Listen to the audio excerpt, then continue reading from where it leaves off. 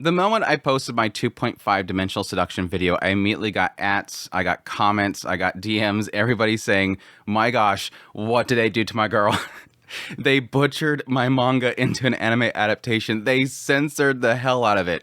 And yes, my initial thought was, well, what television block is it on in Japan? It might not be censored, it might just be adjusted to actually match a certain TV block. Because yes, for those who don't know, Japan does have laws for certain time slots in televisions. It's not like they can show everything on television. Typically, when you have a series like here recently, we have Ghost Over Magical Girls. Before that, Memorial Guild.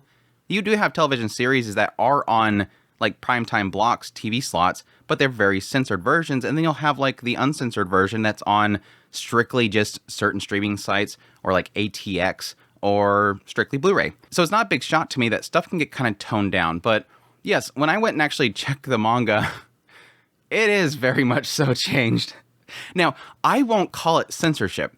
I won't technically call this kind of stuff censorship. Like with this picture that I have up on the screen right now. Yes, there's a lot of oob. And it seems like there is even reference in the manga about specifically going for that. So it is there. But yeah, there is quite a bit that was technically changed. But do I call it censorship? I don't personally call this censorship. I call censorship whenever you have, this is something that was actually created and then it was changed in order to cover up stuff. That's censorship. When you have the black bars, you have the light rays and stuff, whenever it's actually produced not to have it exist, I don't necessarily call it censorship. What I'm sort of getting from this whole situation is that they wanted to have it on a more primetime block, a more general audience block, and so they adjusted a lot in order to get a broader appeal for people. It's not that they just want to take this stuff out for the sake of taking it out. I'm sure they so badly wanted to put it all in there, but it still, again, the adjustment and the adaptation itself, before it was even shown to begin with, is not necessarily censorship in my mind. I think it's whenever you take it away once it's created. It's like the idea of I drew a painting and I display it to everybody and they walk up and they slap a label over it. That's technically censorship. Whereas when I go to create it, I don't include that at all, even though it was in my mind. That's not necessarily censorship. That's just kind of you adjusting it. But that's just nitpicking the word itself. I fully accept people saying that the adaptation to remove it is censorship itself. I'm totally fine with that. Okay, so my thoughts with that discussion out of the way, my thoughts on the changes, or for your sake, the censorship. Yeah, on one end, I do see that they probably did a lot of these changes in order to make it more appealing to a broader audience. But there's a side of me that as I'm reading through the manga for these, I think it's the first 3 chapters for the first episode, I sort of got a different sense of the main girl. Ririsa feels different in my mind reading the manga. And that, for me, concerns me. When I can read the manga and get a different feel of a character. I feel like Ririsa in the manga, in the anime, when I watched the anime, Ririsa felt like a character that was a full-blown ditz, and she's super passionate about something. She's a ditz that's passionate about something. She doesn't have the barriers of what most people would be freaked out about. Like, hey, why aren't you embarrassed by that? She doesn't have it. Like, those blocks are gone. Now, she does have an embarrassment there. You see the embarrassment, but it almost feels like it has to get pushed out of her at the end of the episode by him accidentally touching her. Then suddenly she's flustered, but then even still, I have a fever. She seems very ditz in that regard. In the manga, she still feels like sort of a ditz, but she feels like she's more passionate. That's the key thing. She feels more passionate. This is a character that specifically wants erotic things. She wants to be ecchi. She wants it. There's a segment in the manga, and this is stuff that technically can be covered in the next episode. It obviously feels like they cut everything up to fit in a time span, and it fit in an episode. Nothing in the episode when I watched the anime felt like it was drug out. So that makes me believe that they segmented it very well. They paced it very well. So there's a lot of this stuff that can actually context-wise be covered in the next episode. Like specifically, there's a certain point where she brings up the fact that there is a certain pose that you'll see in the manga or the anime, I forget, where she falls over and her butt's showing. So she wants a picture taken of that pose. I'm on the ground and you're going to take a shot at my butt, because the protagonist got a big shot of that. And so she wants that picture taken. So she gets in that pose and says, take a picture.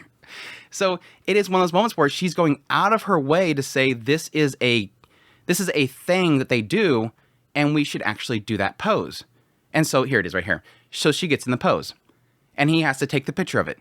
It's going like so far into the realms of ecchi. This is something that happens in shonen manga, and it gets the boys, and I want to do that. She wants to do those poses. She wants to go full in to become the character. And so that does technically concern me that she's willing to go so far and get very inappropriate right here. This is a shot that they do, is the undershot. Get down there and take a shot upwards. It's very bold, it's very ecchi, and it's showing how far she's going for this whole sake of this whole thing. The other stuff that's cut, like right here. He's going to remove the zipper, and so he's moving the clothes around as he's trying to get the zipper, and she's like, okay, stop that. It's kind of rubbing. Yes, would I have liked it in there for the ecchi factor? Yes. Does it bother me that it's not included for the sake of the story and the characters? No. It's cute. This is the moment where she's really getting into it, and she's like, okay, keep doing that. But it's not a story thing. What I'm bothered by is it feels like the context of the character and how far she's going feels removed. And that's the part that bothers me personally. If it's their choice to make it less lewd, that's their choice. It sucks, but it's their choice. I would be more bothered if it was removed for the sake of global. But this is something they're released in Japan. This is how much they want to do over there. The things that bother me is the removal of context. And the context here feels like an extremely passionate and lewd girl. Like this girl is, it almost goes into the realm of teasing. Like she wants him to experience this character being just all out. And it shows like the depths in which she'll go to it. Like right here, the nip covers. She's got nothing on there, and they're perfectly pointing that out. Was that in the anime?